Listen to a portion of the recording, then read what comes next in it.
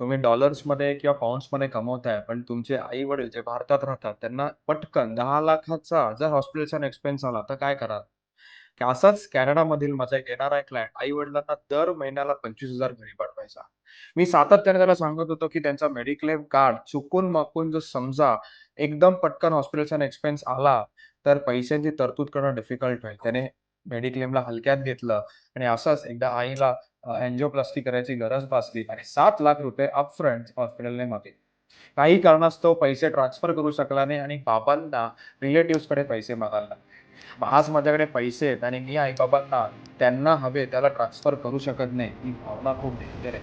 म्हणून मी नेहमी सांगत असतो मेडिक्लेमला हलक्यात घेऊ नका. आता काय झालंय, आईची अँजिओप्लास्टी झाल्यामुळे हवा तसा मेडिक्लेम पण नाही. मित्रांनो, मेडिक्लेम ही अशी गोष्ट आहे, की जी जेवढी लवकर काढाल, तेवढे तिचे पैसे वाचतात. तुम्हाला मेडिक्लेम किंवा टर्म इन्शुरन्स काढायचा असेल, तर तुम्हाला फॉर्म भरायची गरज नाही. तुम्ही डायरेक्ट माझ्या टीम मेंबर अपूर्वाला कॉल करू शकता. तिचा नंबर इथे फ्लॅश होईल. Thank you very much.